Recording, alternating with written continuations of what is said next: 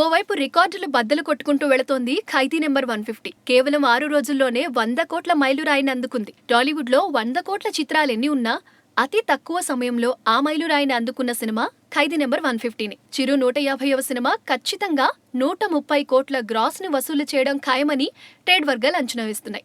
అయితే చిరు సినిమా 100 కోట్లు దాటినా ఇప్పటి వరకు చిత్ర బృందం అధికారిక ప్రకటన ఏం చేయకపోవడం ఆశ్చర్యాన్ని కలిగిస్తోంది. ఈ సినిమాకి భారీ వసూళ్లొస్తున్నా కొన్ని ఏరియాల్లో ఇంకా బ్రేక్ ఈవెన్ సాధించలేదని తెలుస్తోంది. సంక్రాంతి సీజన్ అయిపోయింది, మునుపటిలా వసూళ్లుండవు.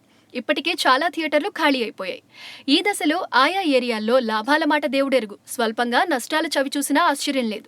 ఎందుకంటే ఖైదీ నెంబర్ 150 బిజినెస్ బాహుబలి రేంజ్ లో జరిగింది. సినిమాని ఊహించిన దానికంటే ఎక్కువ మొత్తాలకు కొనేశారు బయ్యర్లు. అందుకే స్వల్ప నష్టాల్ని చవిచూడాల్సి వస్తోందని ట్రేడ్ వర్గాలు చెబుతున్నాయి. ఖైదీ విడుదలై వారమైనా ఓవర్సీస్ లో ఇంకా బ్రేక్ ఈవెన్ సాధించలేదు. ఈ వారం కూడా సినిమాలేం లేకపోవడం ఖైదీకి కలిసొచ్చే అంశం. దాన్ని చిరు సినిమా ఎంత వరకు క్యాష్ చేసుకుంటుందో చూడాలి.